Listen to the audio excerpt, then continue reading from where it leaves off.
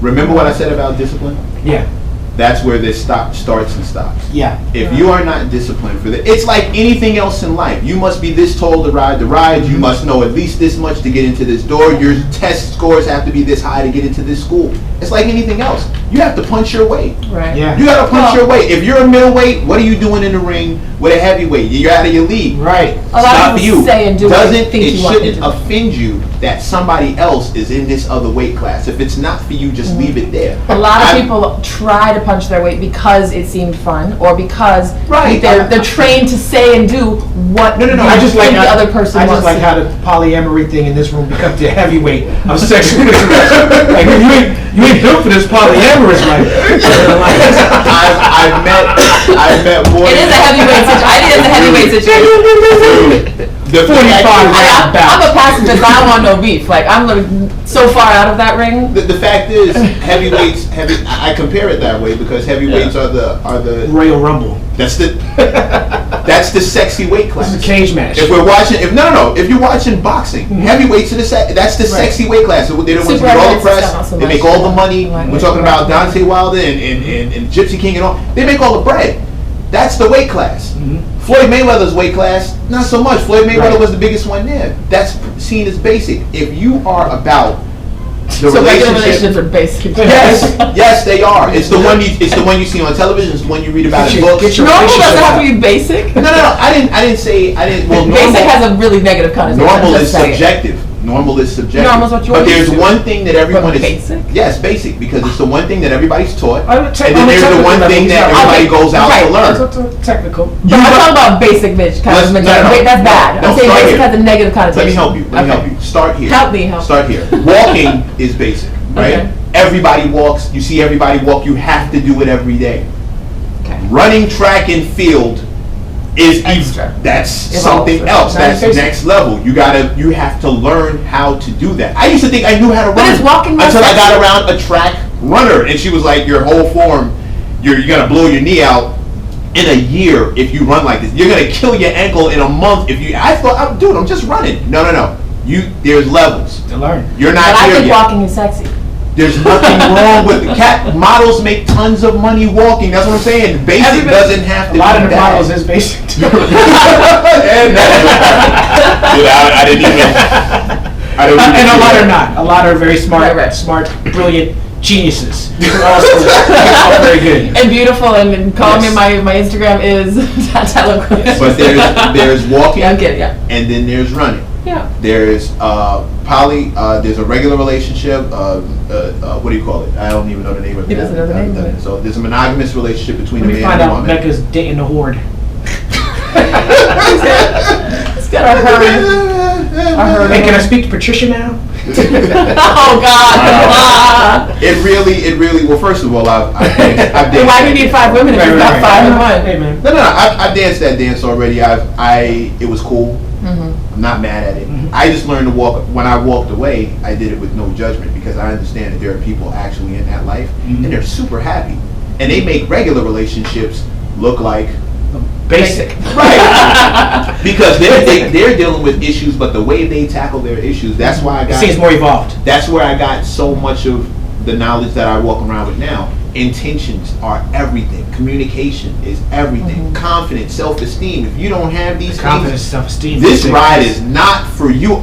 Or wait a minute. You also have to know yourself. There are women and men who enjoy seeing their partners happy at all costs. It doesn't matter if they're the ones making them happy or not.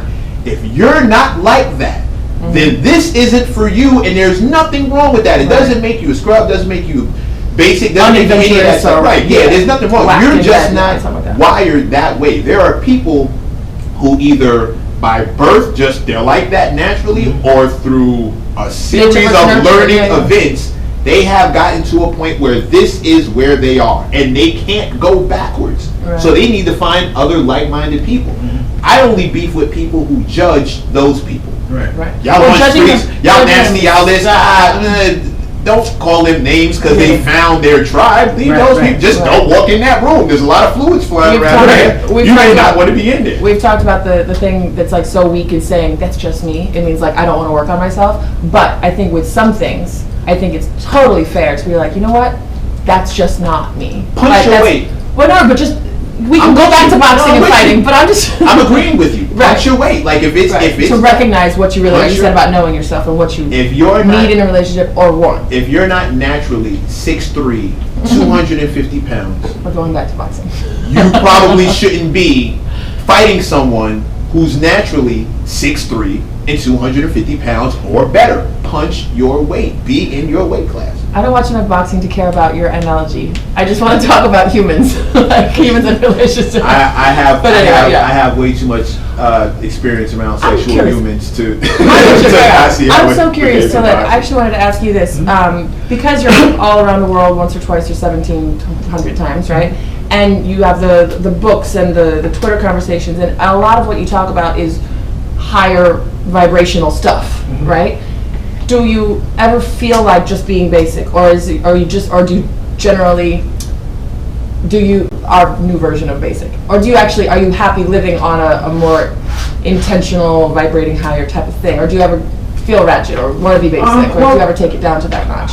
I don't think ratchet and basic, as you were defining, I'm not even saying bad, and petty, which are things that are celebrated on the internet. I don't think those are virtues, right. And those are things that I strive not to be. Right. You know, I strive to keep ratchetness, pettiness out of my circle, out of my cipher. What I do strive to be is plain. Okay. In the way that Malcolm X talks about making things plain, making things clear and understandable for the working class, for the poor people, and proletariat, speaking in the language that the people are speaking, so that they can clearly understand. I don't want to be an elitist. I don't want to be seen as above or different from the people. You start using words they don't understand. You can't get no 5 words. I mean, I use it in my lyrics to impress other MCs, but when it comes to like the work, the activism, when it comes to movement work, my focus is definitely to not be high-minded, you know, to not be like the whole we go high, they go. Nah, I'm going low. I'm getting right in the gutter with everybody, with the people, with good or bad, take it or leave it. I think that was a mistaken strategy. Maybe Michelle Obama has enough grace to go high, but Hillary, she wasn't built for that. She needed to go low. She should have scrapped. Yeah, especially seeing as who she was talking. Yeah, she should have scrapped. Killing him. He was killing her. Yeah, because he was scrapping. Yeah, and she had no. Bernie, I think, could have got in. Right, she brought a pussy hat to a gunfight and lost incredibly. Well, you were saying about like keeping it that way in the majority of your life. I'm curious about with women, with relationships. Is there a plain side to that, or do the type of women and type of people that you're around always have to vibrate higher? I'm just curious. Yeah, I mean, absolutely. The basic models or the plain models. There's basic models, you know. That are very intelligent people who have degrees and who have lived lives that I actually meant basic model as in like a basic model of the car without the bells and whistles. And I now who's mine? Yeah, how you feel now, Talib?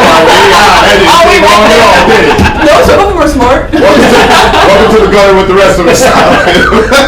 That's my stance. Really? Wow. But did not see that one. I actually forgot the question.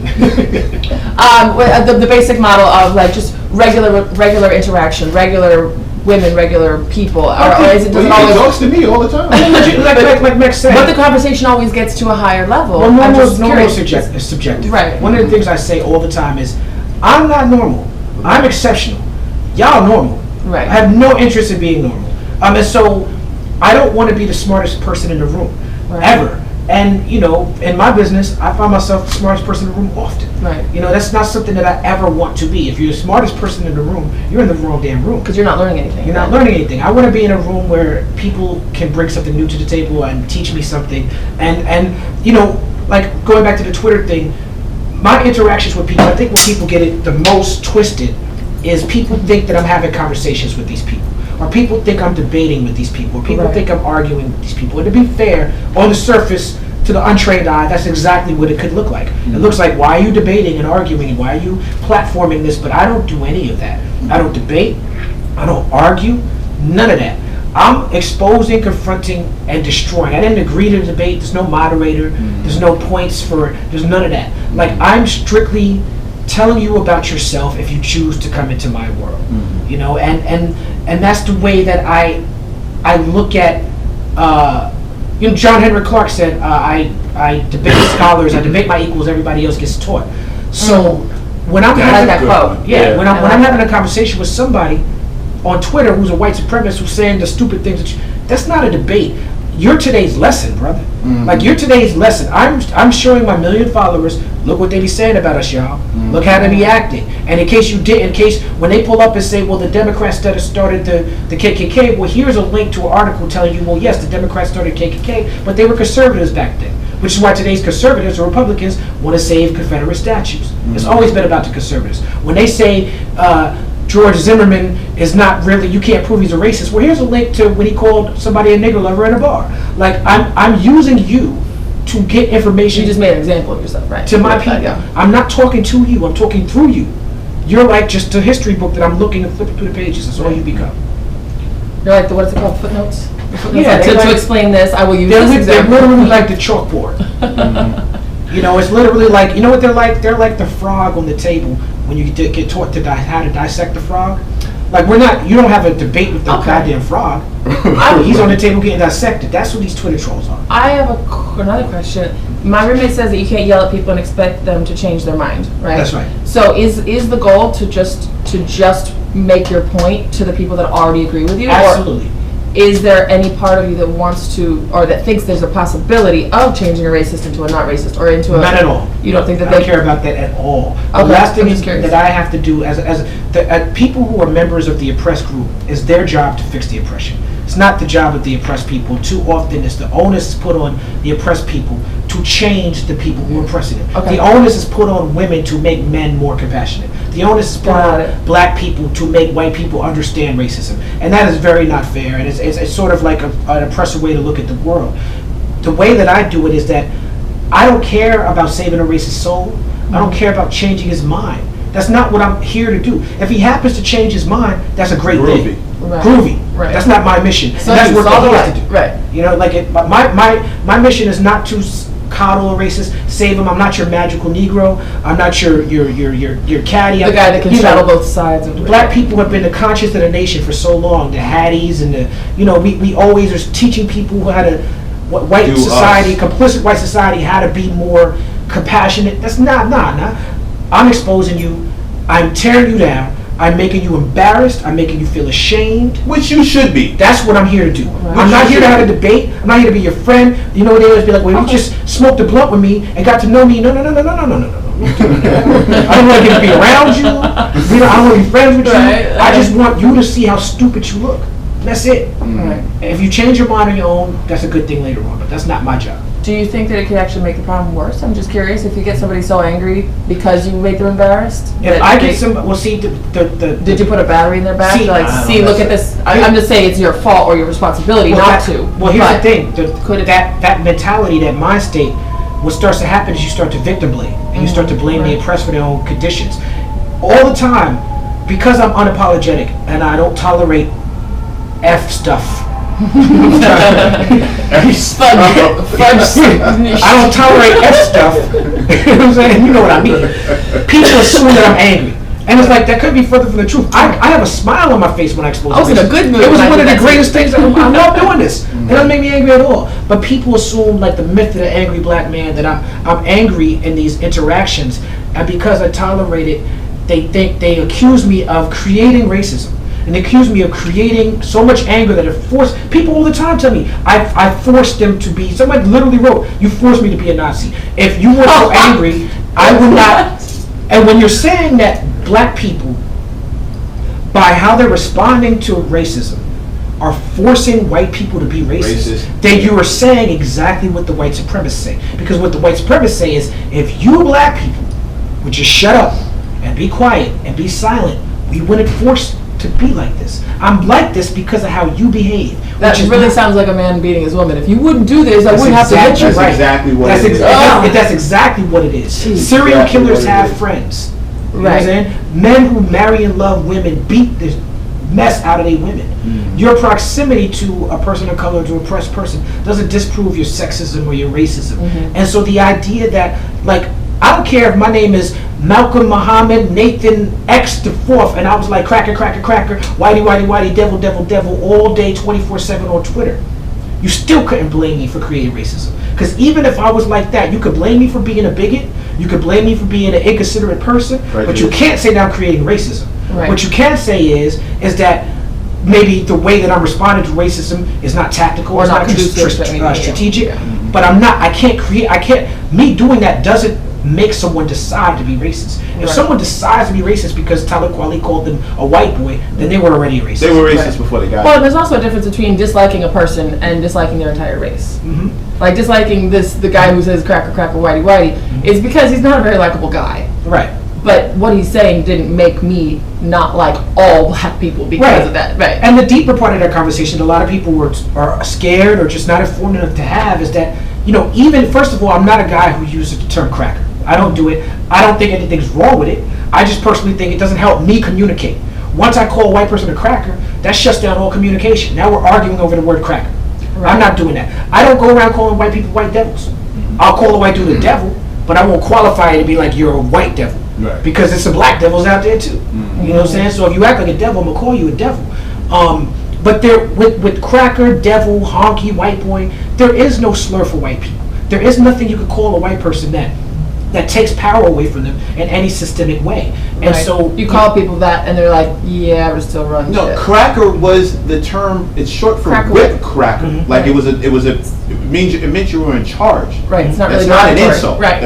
I don't know how that ever became. Well, you can call me cracker. And even if white trash is the only one that can take some power because that's an embarrassing thing. Can't take any power. I'm saying, but there's people that feel powerless. There's poor people in general. No, they feel insulted. No, but I'm saying poor people have less power than wealthy people. Right. So I'm saying, poor, white, and black feel oppressed by wealthy people. So to be called white trash, to be trash in general, is oppressive. Well, it feels shitty, it feels crappy. You can't say it feels, because are we talking about feelings or are we talking about facts? Right? Yeah. Because I get have less power than a wealthy person. I get it feels insulting, as it should. As a matter of fact, when I call a white boy, I might be trying to insult him. Right. Or I have white boys who are my friends and be like, oh, that's my man, white boy Mike. I'm not insulting him. Right. Context is key, right? Okay, but if a white person feels insulted by the word cracker, what they have to understand is that, or by white trash was your example, is that, okay, somebody called you white trash.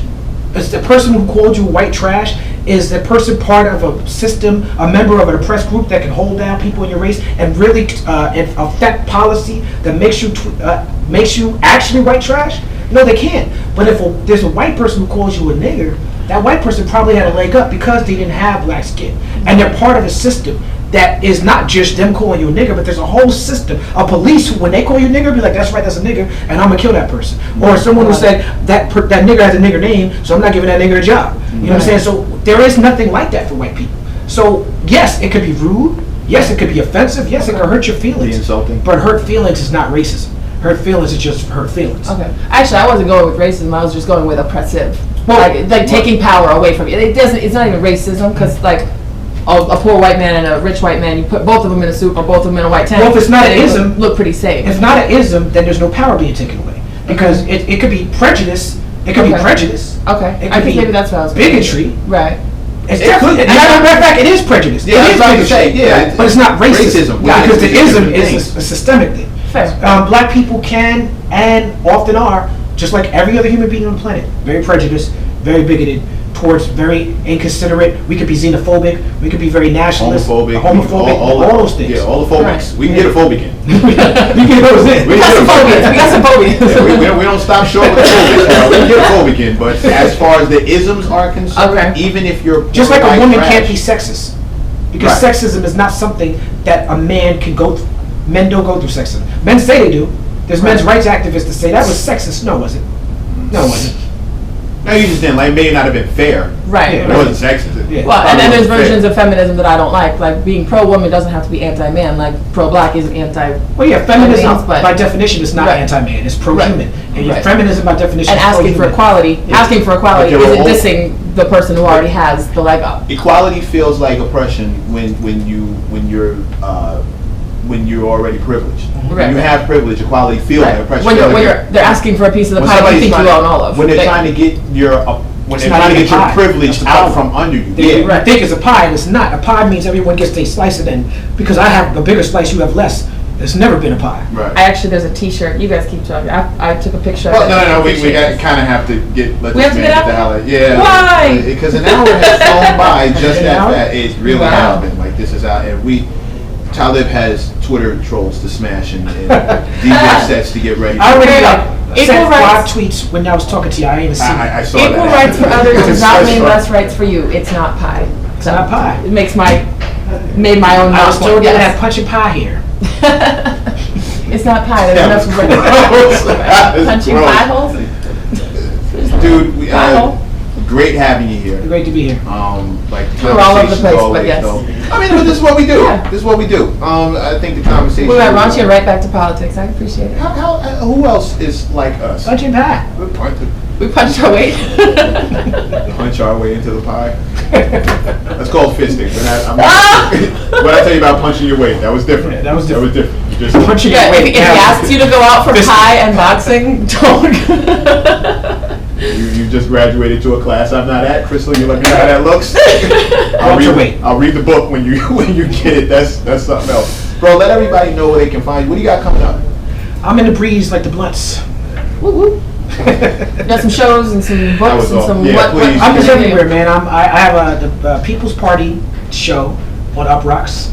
On my YouTube, I'm starting this Vibrate Higher show. I've got the Vibrate Higher book coming out next year.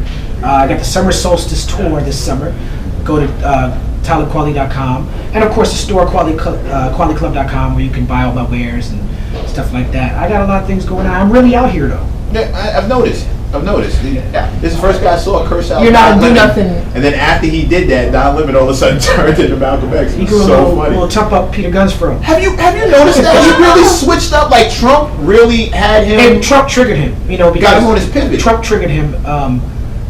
When I think Don Lemon is a black gay man, and I think that in Ferguson he was pushing the company line. He was being company man. Mm-hmm. I diss CNN. I criticized CNN, and he wasn't having that. But I think Trump is a threat that he, as a black gay man, he realizes is an existential threat. And I think enemies make strange bedfellows. Yeah. Like you automatically get on a deeper level. He recognizes. Yeah, I think that's not gonna work. I don't think he's a very intelligent person, but I think he's probably a genuine person. And I don't know how genuine I am calling him non-intelligent and then calling him immediately. But I don't want to say that. I think you're genuinely dumb. I think you're really dumb. I think he's genuine about it. But I think you're sweet about it. I mean, like you mean what you say. I think your idiocy is honest. I think you're an idiot, but I think you're an honest idiot. So I think he means well. And he definitely switched. I salute the switch up. Like I think. I just hope it's honest. You think it's honest though? I think that he's I think his feelings about Trump are honest. So do I. I'm trying to juxtapose that with the fact that right before my interaction with him, he did a whole thing about respectability politics and pulling up your pants. We should say the N-word less. Right. So he's confused a little bit with he's a bit out of touch. Mm-hmm. But I think that he has good intentions. But hopefully, when you know more, intentions, there we go. Hopefully, when you know better, you do better. Well, but for every him, there's a Sheriff Clark. There's a what's that? There's a Candace Owens. Candace Owens. Who I wish we had time to get into. I have time to talk about Candace Owens. Just to get into that. I always got time to talk about Candace Owens. I don't know how you even make a person like Candace Owens. I don't know how she's just the worst. People say that like a lot, facetious. Like I go and have soup at this soup today was the worst, but no, she really is the bottom of like the worst. Mm-hmm. The worst kind, yeah. She's the worst. Like, how do you defend Hitler? You know what I'm saying? Like, she's really the worst. How do you say that the Central Park 5 or the exonerated 5 is guilty after you got fired for defending Hitler? You know what I'm saying? How bad can you? The worst. Mm-hmm. How does somebody become that? That's what I need to know. Candace Owens is a grifter. This YouTube thing is a problem because a lot of the disruption in our political discourse comes from people who are on YouTube for clicks and views, and they go wherever the action is. Mm-hmm. So you got guys like Curtis Schoon and Larry Elder and Tommy Sotomayor and these guys who went from being like pro-black to we hate black women and we're just now MRAs, and you got a guy like Alex Jones who went from 9/11 truther to like white supremacist Trump KKK guy. Mm-hmm. And it's like clearly you were that before. Right. But same thing with Candace Owens. She was a YouTuber who was like anti-Trump. she grew up, in Connecticut. Her parents were Democrats. She was an anti-Trump person, but she saw the groundswell, what was happening with the Trump campaign, and she switched sides, and she got famous from doing a video of her being a black person walking away from the Democratic Party. Right. And her face is symmetrical. She's a cute girl. She's a good face for white people who say, look at that black woman. She agrees with us. And she lapped it up. Being that she had no moral conviction, no nothing behind her, she was on that. And before Candace, it was Kanye put the battery in her back. Before Kanye spoke really on her, hurt my feelings. Yeah, before he spoke on her, she was sort of just in the white supremacist communities. They were talking about her. White supremacists last year tweeted at me and tagged Candace Owens on some sick'em. And she did. This is how I first heard. I never heard of her before this. She started tweeting at me, and when she started tweeting at me, I got called all types of niggers and monkeys, and her fans with her tag was calling me nigger and all that.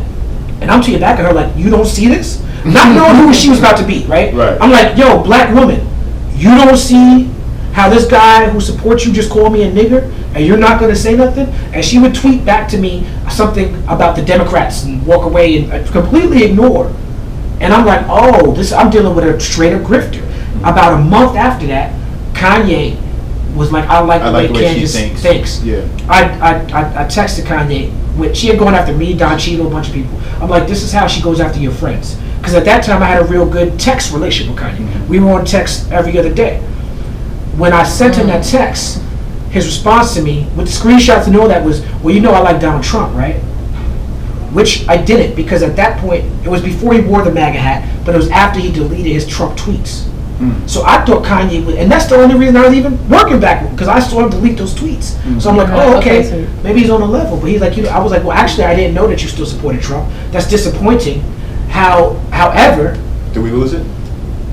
We lost it. 105.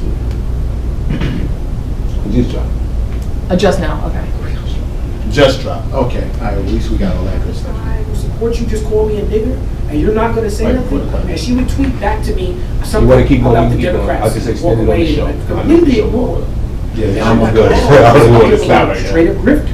About a month after that, Kanye was like, I like the way she. Kanye was like, I like the way she thinks. Yeah, that was.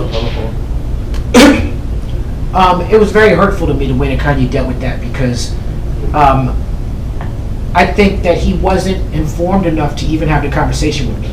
And instead of delving into the conversation, he just decided to be like, okay, well, that's what he got on his free thinker thing. Well, she thinks one way, you think another way. I'm not mad at her, I'm not mad at you. But for me, I need more than that. If I'm telling you that this woman is sending people who are calling me a nigger and sending me death threats, if I'm showing you this, I expect you as my friend to at least examine what it is. And what he did after that was he doubled down, and he had Candace Owens around a lot more. And then, because Kanye gave her that platform, she was able to get to the White House. Because she was able to get to the White House, she was able to start her Blexit thing and get down with TPUSA, which TPUSA is funded by Nazi money. So when you see Candace Owens, who's someone, I don't think Candace Owens knows that TPUSA is funded by Nazi money. I don't think she's that intelligent. I think that she's just pushing a talking point and doesn't understand how problematic it is, because it becomes that thing, like that whole victim blaming thing. If you push conservative right-wing talking points enough, if that becomes your thing, it's a straight line to Hitler. It's a straight line to fascism, because that's the end result. If you go the other way, it's a straight line to Antifa. It's a straight line to socialism, to being a left-wing progressive, person. I'm not a socialist. Right. I don't have a problem with socialism. There's the far end of both spectrum. I don't have a problem with socialism. There have been dictators that have claimed to be socialists. Right. I think that once you become a dictator, you don't get to claim you're socialist. I don't have a problem with socialism on paper. I do have a problem with capitalism on paper. I think that capitalism, at the end of the day, is going to affect the weakest of the population, no matter what. The strongest survive. Based on greed, yeah. Yes, based on greed, right? So, which is one of our base instincts. Which is not even merit. You can work your tail off and never get past that glass ceiling, because that's the way capitalism is set up. So when Candace Owens starts talking about how the problem with Hitler is that he tried to take over the world as opposed to staying in Germany, That's his only problem? That's what she said. She said the problem with Hitler is, had Hitler just stayed in Germany, it would have been fine. That's why she lost that job. That's why when she was chosen by the right wing to speak about white supremacy, the Congressman Ted Lieu was able to play the clip of her defending Hitler. I listened to it. She didn't mean to defend Hitler. You're just such a conservative that you're not realizing that, like, portraying, like being a conservative, if you defend it, you're going to end up defending fascism. Right. That's how it goes. Right. You defend nationalism mostly for white people. That's the only. Conservatives started the Nazi Party. Conservatives started the KKK. Conservatives used to be Democrats. That's why they tell you. Kanye, we argued about that. Kanye posted my tweet behind that. Kanye listening to somebody, he tweeted, the Democrats started the KKK. I said, Kanye, that's a right-wing talking point. I gave him all this literature. He said, can you put it in a form where I could tweet it? I said, yeah, I put it in like one, and he tweeted it. But he tweeted it just to show that he was part of the discussion. I don't think he really took in what I was saying. Integrated, yeah. It would have changed your mind. I'm not trying to change it. Right. And Kanye's, but you're saying you're not trying to change, like, I'm not trying to change the racist mind. Right. Kanye, I do hope and pray I can change his mind, because I love the brother. I love him. He's family. I got a love for him. People I love, my loved ones. I'm trying. If they're on the wrong stuff, I'm trying to change their mind. Right. These white supremacists, I don't care about that. Yeah. Right. No, I would hate to. Fair enough. We all, to an extent, want Kanye back, don't we? Yeah. Like, doesn't everybody just want? You see Kanye the light back? still in him somewhere. He does his Sunday service. There's pieces of him that still seem very Yeah, but authentically. he's still even Kanye the West. Sunday service bothers me, because everybody has always known the heart of the black community is the Baptist church, Yep. and you go back So there when you want to. And I don't know that for sure because I don't know the man, but that's what it feels like. I agree with that, and the whole thing about like yeah, that's I couldn't put just to use that against, or to use that. No, to work your way back in. Yeah. Like once to keep hold of it. Once we've decided that you're no longer invited to the cookout, once you get canceled by black people, everybody knows that once you're on the outs with black people, the way back through is the church. You say that I'm saved, I found God, I'm this, I'm that, Sunday service, I'm not a lost soul. Right. Well, now no, black people will let you back in once you say I remember what I was back going to into. say. The disappointing thing for me about Sunday service is not what Kanye's doing. I feel like maybe Kanye should be doing that just for his own soul. The disappointing thing is all the people who said they were going to cancel Kanye, and all the people who said, I don't listen to him anymore, and then they write back trying to get into Sunday service like nothing happened. Right. I have a problem with that because it's us. It's our fault. Kanye has never been informed about politics. We have to keep him informed. We have to let him know that's not cool. And if we, decide that it's cool just because he's doing great Kanye West songs wearing all white with a choir, then we are complicit in his Trump nonsense. Right. You're letting him do both. Yeah. I still haven't. I'm not entertaining any of that Kanye nonsense. Like right now, for me, my only thing is when somebody asks me what could he do to get back right. I'm not exactly sure what that looks like. I mean, I'm looking forward to the day 20 years from now that we're all sitting around listening to the new Kanye West single where he has a great bar with a great metaphor and punchline about how stupid he was in the Trump era. I'm looking forward to that day. I feel like Kanye does have, I agree with you, I think that Kanye is smart enough, and I think that he's compassionate enough and human enough and cares about his people enough, because I think Kanye deeply, deeply cares about black people and cares about his people. I think at some point he will come out of this funk or this dead space or this sunken place that he's in. I don't think he's well. I just don't think he's well. I think, let me just say this outright. I don't think the man has been exactly right since his mom passed. Yeah. I haven't seen him be the exact same. Not to say we're not supposed to grow, but he went from George Bush doesn't care about black people to rocking. To which he apologized for that. Right. And now you rocking a MAGA hat. But I felt him when he said George Bush, because that's what it looked like at the time. I don't think he's well. I don't think he's stopped to heal. I don't think he's gotten the help that he needed to get through it. I don't think that you can muscle and music and just bully your way through some of the things that affect us as people. I think his mother was a huge chunk of his conscience, and not to mention the fact that the woman was brilliant. And I think once she left, he hasn't adjusted, and this is me on the way on the outside looking in. But all that tragedy in one short time period, you on stage crying because your mom, dude, you're supposed to maybe sit down. Like sit down, be still. You need to chill for a second. Like if he was my man, If it's my man on that level, yo, okay, maybe we should, take a step back. I feel you, bro.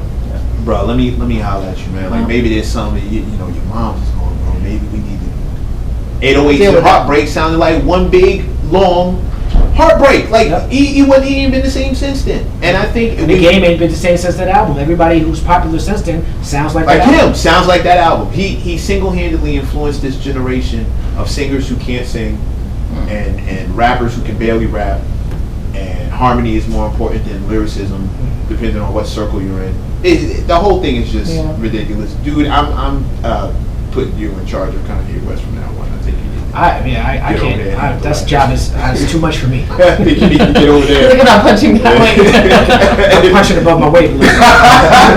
It's above me. Hey, it's a notable goal. It's an honorable goal, though. I mean, hopefully, yeah. I would love to get Kanye back. I would love to get that dude. I would love to get that dude's voice back. I think musically he's a genius. I think artistically he's he's on a. That's why it's so tragic. Yeah, that's exactly. You know what? Can't even say it any better than that. Right. Except to say one other thing. I worked at the Source when we gave you lyrics, rhyme of the month. That was a long time ago. And the bar that got me was our activism attacking the system. The blacks and Latins in prison, numbers have risen. The victims lacking the vision. Shouldn't know we got is rapping to listen to. I let them know we live. Missing you. Love is unconditional.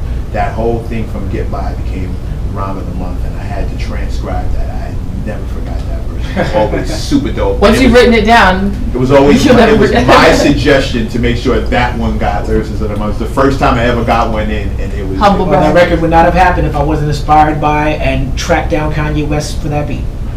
Look how fast that happened. I didn't even know he produced that. I would have thought because High Tech was in the video. I would have assumed he produced that.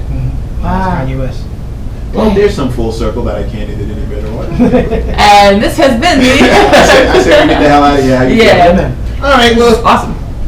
Kweli, thank you for being here. Thank you for having me. Ladies and gentlemen, I'm your man, Mr. Mac. And I'm Crystal Levin. This has been the M+M+M show, aka the show. May you live as long as you want and never want as long as you live. Do us a favor, go get laid. Peace.